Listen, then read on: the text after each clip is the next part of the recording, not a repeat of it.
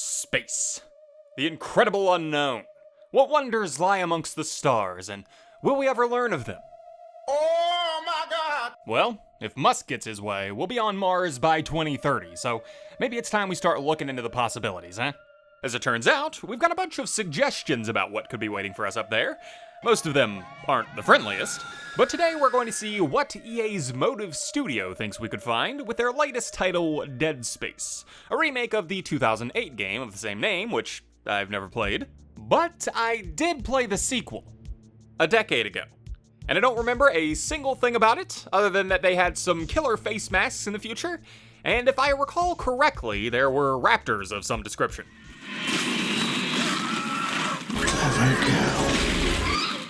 Anywho, our story begins with a man named Isaac Clarke approaching a large mining vessel known as the USG Ishimura.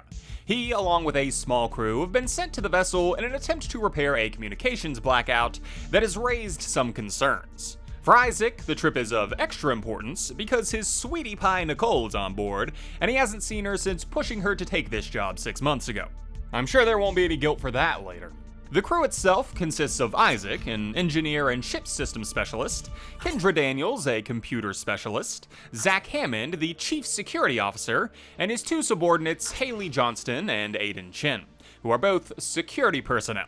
Too bad they didn't bring a pilot specialist, as they immediately crash land the vessel, injuring Johnston and effectively destroying any hope for a speedy evacuation should there be anything untoward happening here. Leaving Johnston, they depart to look around, but find it to be desolate. Power systems are all wonky, strange smells in the ventilation, and above all, no welcome parade. God, the future sucks. Fine. I guess we'll just do our job. There's something in here with us. Up there! Oh god! Kid! No! Daniel, get the doors open! Unfortunately, as we run a systems check, several aliens appear to absolutely eviscerate Chen, sending the team scrambling in an attempt to escape the monster mash. The dash landing us in a room where we find a plasma cutter, as well as this game's tagline, a concept we immediately put into practice as we handle our first Necromorph, with unmatched precision, if I may be so bold. Following a couple hallways, we catch back up with our two companions. Isaac suggests that these monsters are former members of the crew, and they decide to look around for some survivors. But first, the tram needs a fix. Good thing we're a ship system engineering specialist, because we're gonna be putting in more hours than Bob the Builder on this bucket of rust. We fight off a couple more spiky monsters and find a power-up module known as Stasis. Essentially, it allows us to slow something down while we interact with it at normal speed. I've been trying to develop something similar to purchase high-ticket Funko Pops before the scalpers, but thus far, the results have been inconclusive. Luckily, in Dead Space world, the kinks have all been buffered out as Isaac uses it to replace a busted tram car. Light loader claw engaged. We then perform some more tram-related maintenance. I'm telling ya, this is a maintenance game that just so happens to have monsters. The end result being an operational tram system, with our two companions hopping on as we head off to check on Johnston. Daniels being a little annoyed that Hammond wants to play things by the book in a situation that's clearly less than typical. Fortunately, we don't have to stick around for the no doubt awkward silence they're going to have on that rail car, as we head back to check what Johnston's been up to. Sounds about right. In our absence, it would seem that Necromorphs have invaded the Kellian vessel, causing an explosion that kills Johnston and even further enforces the fact that we're stranded here. Daniels and Hammond aren't too thrilled about the situation either, suggesting we go find the Ishimura's captain, Benjamin Matthias, who's apparently already dead, his body being held in the medical bay. Chen also drops by to say hello, but he's grown a couple of inches and a couple of, arms since we've last seen him. Regardless, we head to medical, picking up yet another power-up module along the way, this time for Kinesis, an ability that basically makes us telekinetic. Kinda happy this thing's not on the market yet, because it's game fuel season, and I've gotta burn those calories somewhere. And I'm not sure I'm gaming enough to quite burn all the fuel that's provided. We throw a few boxes around before ending up at medical and seeing that the entrance has been barricaded.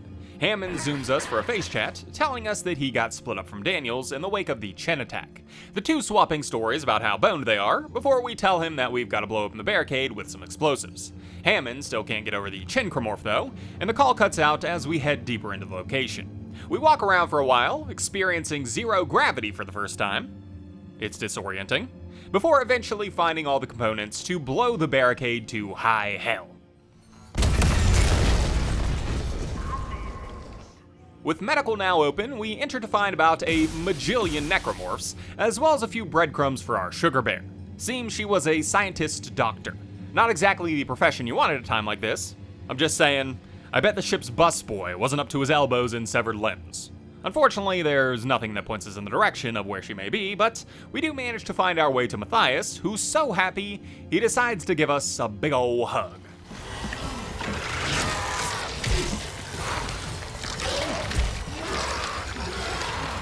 I'm an advocate for personal space though, so we blast him into pieces and stomp on his corpse.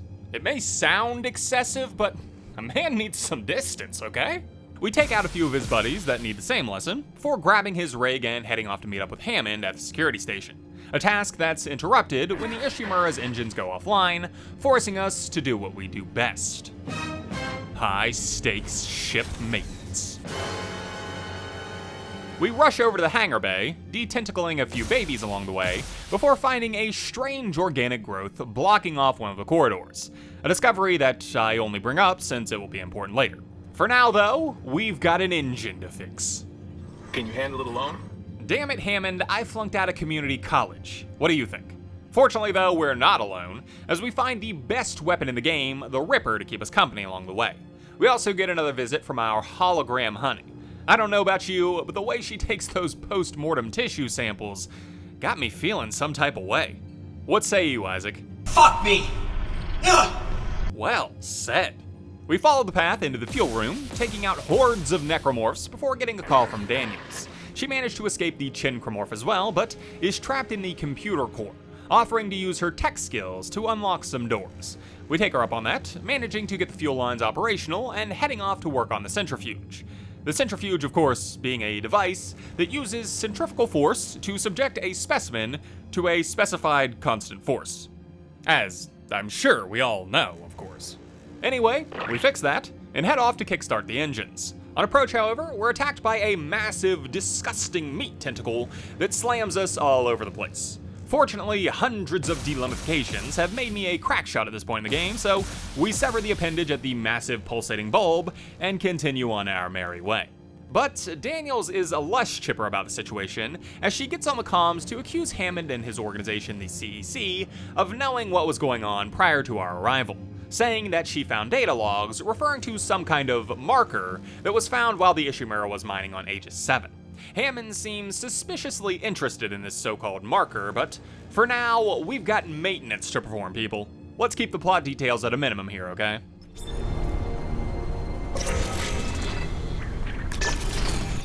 Unfortunately, as we enter the engine room, we're slapped in the face with a bit of a maintenance roadblock in the form of skin walls.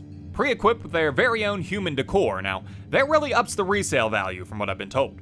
We wander around this hellscape for a while, admiring the impressive craftsmanship, before making our way to the engine room and firing that puppy up. But, like Isaac always says, or maybe he did at some point, there's always more maintenance work.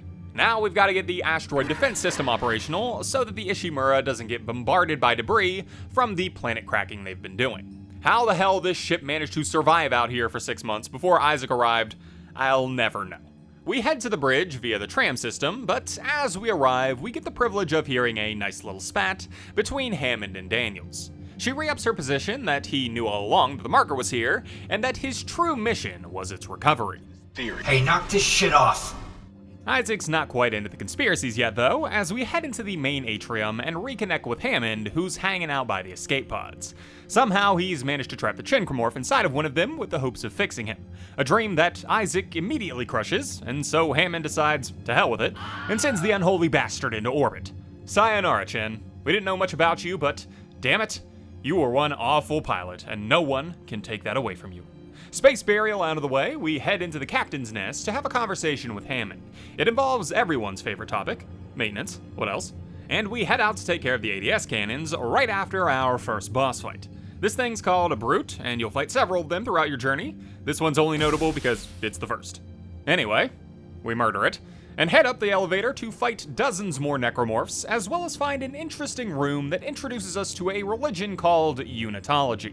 Apparently, it's a religion that follows these markers. I tried something similar in the past until Sharpie hit me with a cease and desist. We continue the repair mission for a while, working on electrical, rerouting power, and finally going outside to manually calibrate the ADS cannons. A success! We head back inside to discover that Daniels has received a transmission from our Snuggle Cookie in medical. The transmission is very garbled, and I don't trust it. Nor does Daniels trust Hammond when he says he's going to look for survivors on the crew deck. She's very skeptical this one. At her revelations, we head back to medical, hearing the voice of a strange man over the intercom. He's pretty cryptic, but he's the least of our worries, as the place is now dripping with flesh walls and creepy creatures. We best them, of course, but when we finally make it to our peach pie, we find that she's just a hologram. Thank you, Isaac, but Nicole is in another castle. Fortunately, it's not a total loss, because we do meet another survivor named Mercer. It's just too bad that he's a total dick. He freezes us with stasis and talks a lot about something called convergence before freeing an unkillable red necromorph called the Hunter. With Daniel's help, we manage to escape the situation, fleeing the fiend and lifting the medical lockdown before finding out that something is going wrong with the air supply in hydroponics. I think we both know what that means. But first, we need to add some liquid nitrogen to the old tool belt. A search that winds up with another interaction with Mercer and a boss encounter with the Hunter. We can't exactly fight him, but he didn't choose his battlefield very well because we do manage to put him on ice for the time being. We celebrate the tiny victory with a fleshy trophy and head off to maintain some nints. Daniels tells us that she can't reach Hammond on comms, and also that the tram station to Hydroponics is locked down, so we'll have to take the long way. Real beacon of sunshine this lady is. Regardless, I don't want to die, so we make the back rooms trip to Hydroponics, running across a hologram of a woman named Elizabeth Cross once we arrive. This is Dr. Elizabeth Cross. To all survivors, turn back. She tells us that this place is beyond boned, what else is new, so we ignore her warnings and head on in to synthesize an enzyme that can hopefully deal with whatever's causing the poisonous gas around here. As we begin searching though, we find that, shockingly, Cross isn't dead. A comms interaction telling us about a Leviathan that's living in food storage, and she requests that we put down some Weezers of the non-Carl variety before we do battle with it.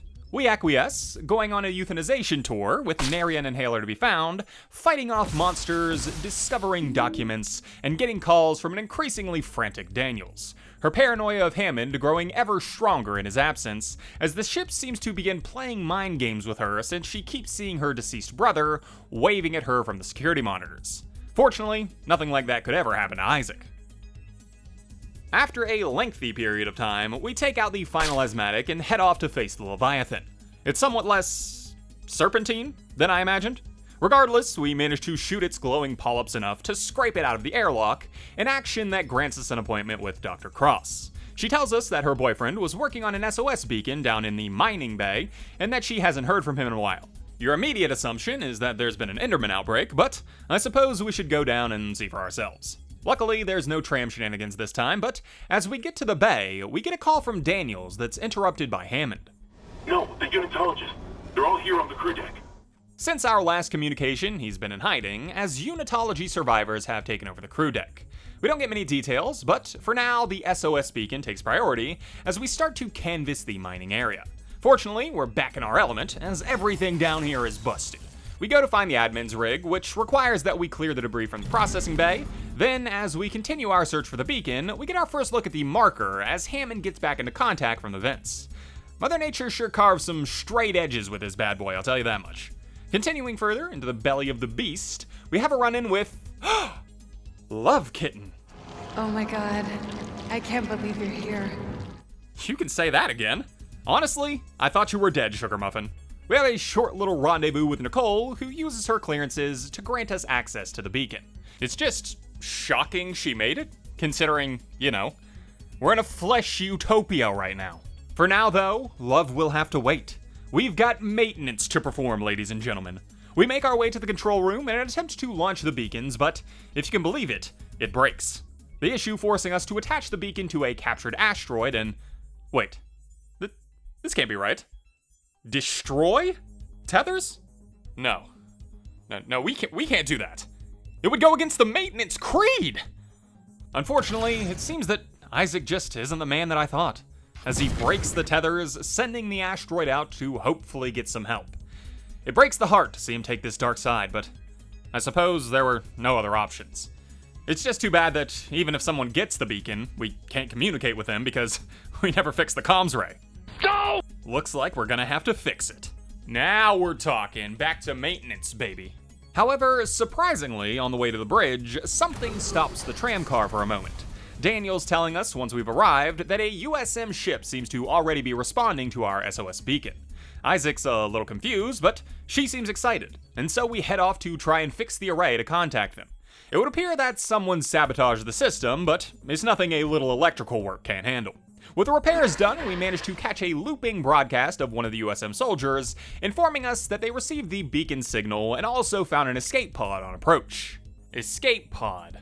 Now where did we see one of those? Oh. Well, that ain't good. Daniels concurs, but there's something blocking communications elsewhere, and so now we have to go figure that out. A mission that sees us in contact with that damned Leviathan again. It seems to be gunking up the long-ranged antenna. Nothing a little pressure wash can't handle, though.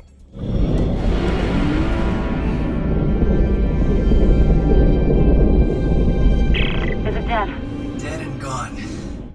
We kill the thing, part deux, before heading back inside to launch the antenna. Daniel's getting into contact with the USM Valor, but it's too late. They've released the Necromorph, and it didn't exactly go very well for them. Then, to make matters worse, they crash land into the side of the Ishimura, the explosion being so egregious that even Hammond takes notice as he gets back into contact to inform the group that he's found an escape ship, but it needs a singularity core to power it. He suggests that we jack the one from Valor, since they won't be using it anymore, and we head over to do just that. As expected, the ship itself is pretty toasted, and Hammond calls in to inform us that they're also carrying a 12-megaton nuclear warhead. You serious, Clarke? Well, praise be to Altman that it didn't explode on impact. What the hell's going on around here? With nuclear winter now just a sneeze away, we rush down to take care of the warhead, but get an unexpected call from a man named Dr. Terrence Kind. He tells us that the marker needs to be returned to its rightful place on Aegis 7, but since he's a unitologist, we're not exactly taking requests. Making it to the warhead, we send it out into the expanse of the universe. Somebody else's problem now. Before returning to the mission of finding a singularity core for the escape craft. Hammond also begins aiding in the search, but just like Daniels with her brother, he's hearing the voice of Chin. In fact, he's beginning to sound a lot like Daniels, now bringing up conspiracies of an inside job. The Valor's munition log. It wasn't just a nuke. They came loaded for war, seek and destroy. This was no patrol. They knew about the Ishimura. Someone knew. We were all dead from the moment we arrived. Okay guys, you can't both be crackpots. Somebody has to point me in the direction of what to fix around here. We make our way through some emblazoned tunnels before finally catching back up with Hammond. Another malfunction locks the door, but it's alright. Chin's here to keep him company. Not shit. Shoot him! Jen? No. Hammond! You're what killed him. Oh God! Hammond! Hammond! No! And then there were two. We pick up the now very bloody singularity core and begin leaving the Valor as a self-destruct protocol kicks into effect. Fortunately, our legs have now attuned to this clunky metal suit, and we quickly sonic out of there just before the explosion can overtake us. Daniels calls to check in, and we inform her of Hammond's death. She's stoically upset, I think. But grief counseling will have to wait, because we need to get off this ship. We converse about where Hammond found the evacuation ship, somewhere in the crew's quarters, and we head over there to find the most interesting area in this game. Death cult stuff is always great, isn't it? Never really thought this game was gonna go down space religion, but I'm into it. We search the area to find a crew deck key or something, but instead, we discover space basketball. First try, high score. I'm not saying I'm going pro, but there have been a few calls. We eventually manage to find the key and gain access to the crew deck to look for the evac shuttle. Instead, we find Jacob Temple and Mercer having an interaction quite similar to the one we had back in the medical bay. Doesn't seem to go quite as well for Temple, though, as it did for us. Damn it! With Temple dead, Mercer makes his leave, sending in the hunter yet again to do his dirty work, and yet again it fails to get the job done. We escape into the adjoining rooms, but it would seem that being in such close proximity to the marker is beginning to take its toll. What is that? French? I don't know. Apparently it means get to the chopper, because our objective shifts to clearing a path to the evac shuttle again. We destroy a few tentacles, take out a necromorph or two, and eventually meet up with Terrence Kyne, who's still trying to shill that whole bring the marker back to Aegis 7 nonsense. However, this time he's bringing out the big guns, or rather, threatening with them. He tells us that in order for the necromorphs to be dealt with for good, we need to return the marker so that it can quell the hive mind that lives within the planet. We believe him, because he seems trustworthy enough, and agree to his request. Wait, hold on, what was that? Okay, well, that maneuver dropped him from about an 8 to a 3, but the deal's been struck, so I guess we're doing this. We clear the final tendril blocking the path and begin taking steps to load the marker onto the evac ship.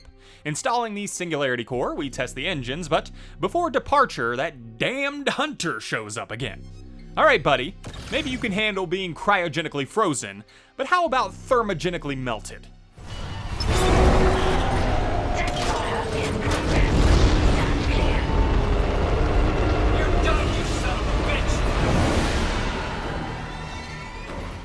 It's like I always say, if you can't take the heat, stay out of the jet thrusters. Mercer, though, is less thrilled about the fact that we killed his puppet. Not that he has much time to seethe in that anger, as whatever tentacle monster keeps leg snatching us crushes him against the glass of the marker as we get pulled to the upper floors. We manage to disarm the beast, just in time for a call from Daniels and Kyne. Kyne's happy we survived, but Daniels isn't quite so excited that we've been making friends with the locals. Despite that, we have a plan. The tentacle dragged the marker down into the cargo bay, so all we have to do is go use the conveyor belt to transfer it to the hangar. The place is absolutely filthy with necromorphs, but despite that, we get the job done. Then we do a couple more similar tasks to get this thing moved, but whatever. In the end, it's on the ship, and we're finally ready to leave this godforsaken rust bucket bin.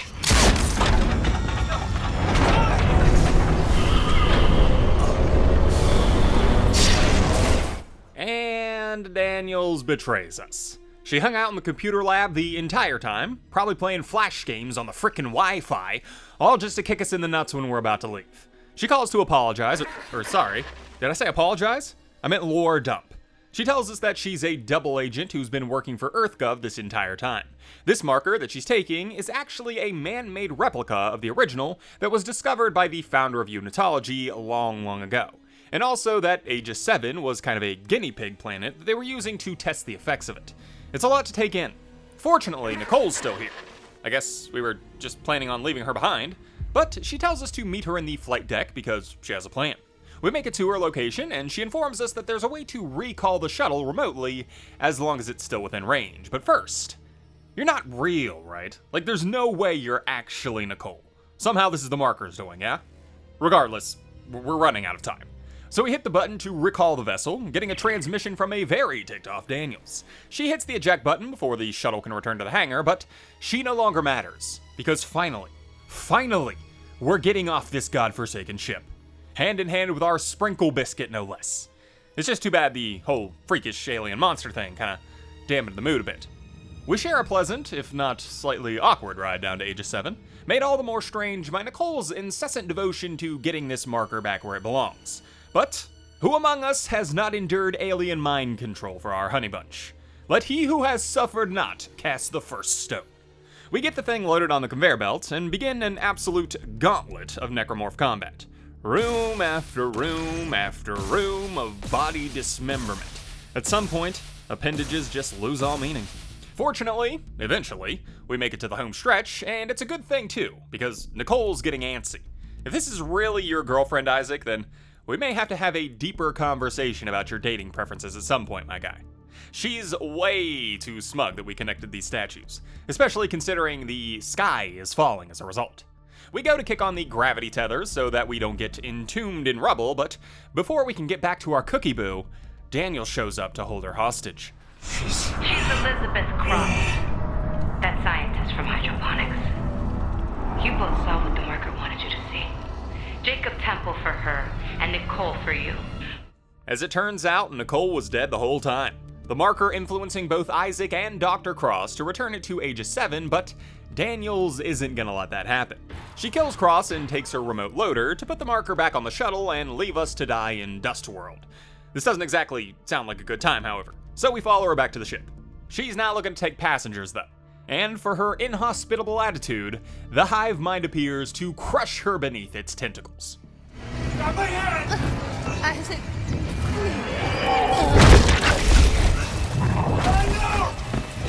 Oh, should have been practicing your maintenance game instead of playing Candy Crush in the computer lab all trip. Unfortunately, with her gone, that means it's now mano a mano. Above average engineer versus a biomass skyscraper. Luckily, the glowing polyps are still in play, and by the almighty power of maintenance, our plasma shots strike true, ending this unholy demon, leaving the marker, and sailing off into the star set alone. Sort of.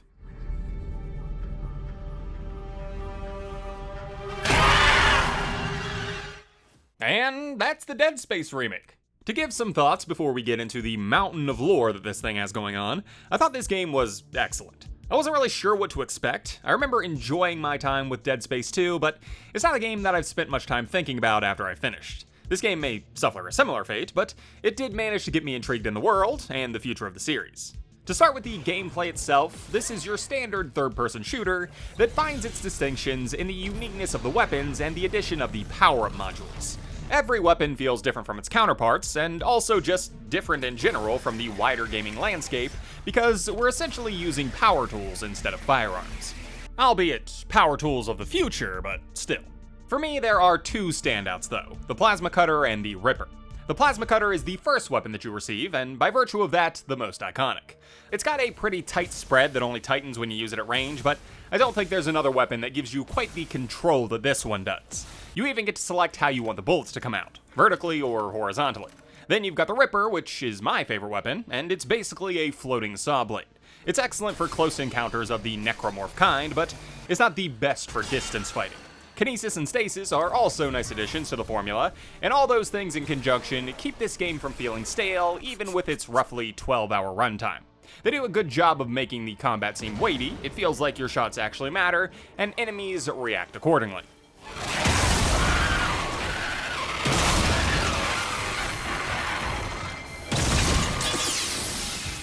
Then you've got the locations, which are also quite well done. I will admit that, in the beginning, the whole space station thing got stale a little fast. I can only look at large metal corridors for so long and recognize them as a new area. Luckily, to combat that, we get the integration of the skin walls, which gave me a much needed renovation for the locations and made them much more interesting. As we make it deeper and deeper into the game, these skin walls become more prevalent as kind of a visual representation of the marker's control over the Ishimura. They also save the best location for last because I absolutely love the crew deck.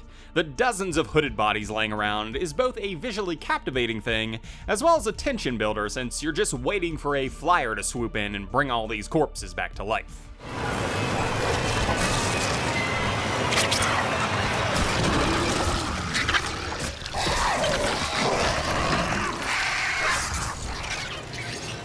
As for the story, for me it had a lot of intrigue, but a few missed executions. To start, I love that, despite the setting, the story is still grounded in human error. By that I mean, you see Necromorph, and your immediate assumption is that this is the result of some kind of alien influence, but according to Daniels, it's not. Nothing here, outside of location, is the fault of anything other than human intervention. Mankind created the marker, granted it was reverse engineered from something alien, but we made this one specifically, then the cult worships it, so they allow for this sort of thing to play out how it did, and in the end, it's all the result of humans toying with things beyond their comprehension and getting decimated for their hubris. On a macro level, there's a lot to take away from this game, and it does an excellent job of fleshing out the universe, despite the kind of condensed version we're getting in this experience. On a more micro level though, I feel like this story isn't as subtle as it needs to be at times.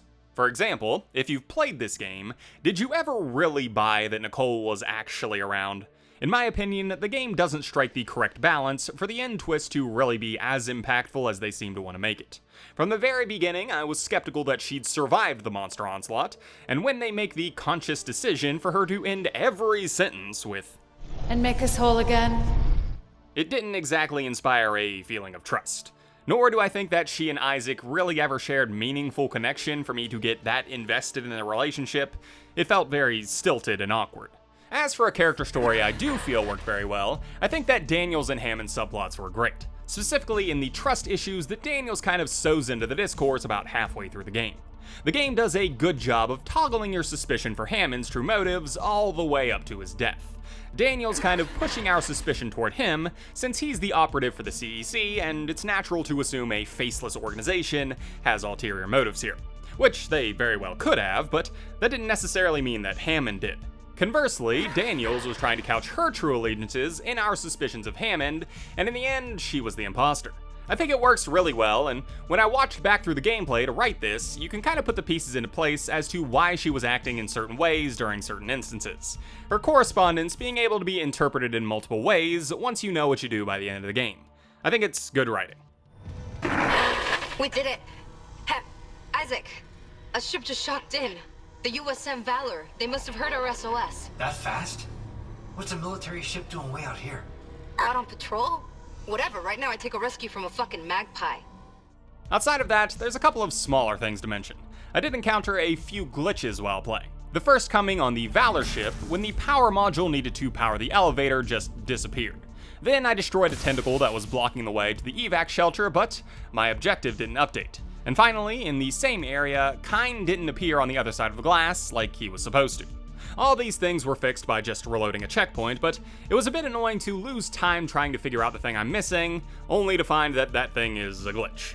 I'll also say, on a story note, I don't like the way that Mercer was killed off. He's essentially this game's main antagonist, so to have him die with such a lackluster death was a bit disappointing. In fact, I didn't even realize he was dead until I was making this video.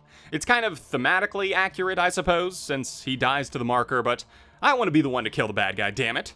That all being said, let's get into some of the lore and see if we can't figure out what exactly was happening here.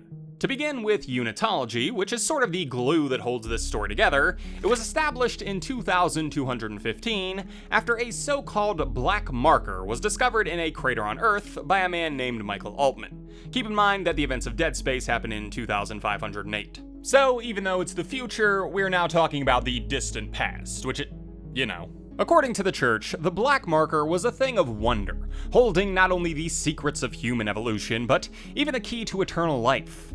Unfortunately, the EarthGov of the time, or whatever ruling body there was since EarthGov wasn't established until 2314, would cover up this discovery and turn the marker into myth. Rumor being that the government had assassinated Altman to assuage his religion, but a cut document from the remake suggests that it was actually two of his acolytes. Whatever the case, his death would cause an explosion of interest around unitology, creating fanatical followers with a negative outlook on the government that had killed their prophet and locked away their deity. Perhaps due to these extreme foundations, the religion would develop some very cult-like practices. A person who joined would have to become entirely assimilated into the community. The church would take all your money, possessions, and even require you donate your body after death. Of course, such rabid followers would draw a lot of criticism for unitology as a whole, but despite that, the movement would continue to grow and expand to various planetary colonies, amassing vast wealth and power as rumors grew that they'd even begun developing a deep space fleet. Meanwhile, EarthGov had been busy investigating this so-dubbed black marker away from the prying eyes of the public. We don't get many details about it in this game, but from what I can tell, it's explored a little more in Dead Space 3. For the purposes of the remake, though, we get the information that they would attempt to harness this great power contained within the marker, and the red marker would be the fruits of that labor. An artificial recreation, but they didn't quite know what it was capable of. As such, they would decide to put the marker on Aegis 7 and see what would happen, and the results were necromorphy. Now, the explanation of what the Necromorphs are, or what the marker was truly trying to do, is a bit too deep lore for the remake. We don't catch many details about it, and what we do know is filtered through the religious lens of the unitologists. Most of what's known, though, seems to come from Dead Space 3 and entities known as Brethren Moons. They're not really in the remake, but there are suggestions of them, so I'm not going to harp on them for too long, but they do give some context. From what I can gather, they are essentially the final evolution of Necromorphs, and are a massive living planet that use the markers to amplify their signals to a specific area. Markers being sort of like an antenna to broadcast themselves across the vast distances of space. Their end goal being to consume all organic life, so that's the reason for like skin walls or the hive mind amalgam. The moons, through the markers, are attempting to pack all this biomass together with the end goal of consumption. Again, I don't know if you could pull that out of just the documents in the remake. I certainly didn't. But it gives context to the markers and the Necromorphs as a whole. Markers transmitting a signal to the Necromorphs to kill and collect organic material for the Brethren moons to consume. As for how this translates to the remake, it's mainly in the idea of the Unitologist's convergence. They understand how the markers can somehow grant immortality and reanimate the dead, but the process isn't quite understood outside of mantras. They just seem to know that they'll become part of something greater after death and be reunited with deceased loved ones. Anyway, back to Aegis 7, EarthGov would put the marker on the planet and observe what it would do. This would result in a Necromorph outbreak, which wasn't exactly a PR win, so they would hide the disaster and bury all the notes relating to its existence, marking the zone as prohibited and crossing their fingers that this abomination would never again see the light of day. A strategy that would work, until the CEC came around with the Ishimura and began working on planet-cracking Aegis 7 for the resources to bring back to Earth. In Dead Space world, Earth's natural resources are all but depleted, so humans have taken to the stars, creating new colonies and societies. A space race would begin, consuming more resources, resulting in war, until the CEC, or Concordinates Extraction Corporation, would create a ship that would crack planets, harvesting all their resources and bringing them back to Earth to ease tensions. In the year 2505, they would discover a mineral-rich planet, which was, of course, Aegis 7, stationing a small mining expedition there to assumedly run some preliminary tests. This would eventually result in the discovery of the red marker, gaining the attention of several notable unitologists within the CEC organization, who would in turn pull strings to get themselves involved in the planet crack. While they planned to extract and study the marker though, on the surface it had begun working its magic. The miners were starting to experience insomnia, uneasiness, and hallucinations, resulting in an increase of violent incidents. One of these incidents involving a man named Brant Harris, who would kill a nurse after being exposed to the marker, his delusions becoming so pronounced that he would gain the attention of a prominent unitologist, Dr. Mercer. Mercer would arrange for Harris to be placed under his supervision, attempting to pull some significance from his cryptic language about the marker. One way he would attempt this would be to inject necromorph biomatter into Harris's brain so as to hopefully open up his clarity. This would work, but it would also long-term turn him into the hunter that we keep running away from and eventually defeat later in the game. Meanwhile, down on Aegis 7, a necromorph outbreak had begun to run its course, with several survivors attempting to escape from the carnage. They would flee toward the Ishimura, but most would be destroyed in the ascent, save for a couple which would make it, one of them carrying a man named Colin Barrow, his deceased wife, and an infector. These details coming from Dead Space Downfall, an animated film which was also from 2008. This series has a lot of stuff to sift through. Anyway, this gets the Necromorphs on the Ishimura, leading to flesh walls and dead girlfriends. This chaos knocks out the comms array, which is the eventual cause for the Kellyan to arrive, carrying our characters. Daniel's secretly working for EarthGov and knows going in that this place was forbidden. And though she doesn't believe the old reports of the marker creating monsters, she's still somewhat prepared. Then Hammond and his soldiers presumably knew nothing, but worked for the CEC, so they were technically tied in with the whole mess peripherally. Then Isaac also seems to work for the CEC, but I'd assume as more of a contract worker. However, for him the mission is personally important because he's searching for Nicole, whom he pushed to take this job. Nicole was a neuropsychiatrist and avid detractor of the Church of Unitology, so much so that she would devote a good portion of her life to pulling people out of the church ecosystem and re-establishing their connections to normal society. One of her patients would be Isaac's mother, whom she would seemingly successfully detach from the church, but unfortunately, while she was on the Ishimura, his mother would have a breakdown, resulting in her murdering Isaac's father and taking her own life. You said she was herself again. You said she would be better at home. I trusted you. God. You might as well have killed him yourself. This event would forge a wedge between the two, as Isaac would blame her for their deaths, and during that rift, the events of the Ishimura would occur. Now, for me, the timeline's a little muddy. because it would suggest that Isaac knew pre-trip that Nicole was already dead and was just in denial about the whole thing. The wiki suggests that he just stopped the recording before he could confirm her death, but then Daniel suggests that she's known the entire time, which just makes it a bit of a strange series of events that we're living in. I think I prefer the idea that he did know, but was so guilt-ridden of how he'd acted in their final interaction that his mind wouldn't allow him to accept it. But either way, the marker would prey on Isaac's broken psyche to get him to do its bidding, and in the end, it would work. He would take the marker to Aegis 7 and would reunite it with its enhancement pedestal, only for Daniels to separate the two and deny the marker of its true goal, which I guess makes Daniels the true hero here. I don't know, it's a lot to take in. I could be here a very long time, breaking down all the intricacies of the story and going down all the branches, but I think that's the gist of it. EarthGov created a marker, saw that it was too dangerous, abandoned it to be lost to time. It was then found by the CEC and the Unitologist, who'd hoped to use it toward their idea of convergence, this resulting in the Necromorph outbreak on the Ishimura, which resulted in the arrival of the Kellion, resulting in Isaac having to face his demons and eventually escape alone with everyone dead. Only he's not alone, because he's been corrupted by the power of the marker and will presumably continue to carry out its wishes in Dead Space 2. A game that, again, I've played, but it's been so long I remember nothing about. Anyway, I think that's going to about do it for this video. Like I said, there's a ton more lore to dig into, and it just keeps expanding if you want to go down the rabbit hole of extended media in the books, movies, and other games. For now, though, hopefully you at least understand the story of the remake and what it's trying to say.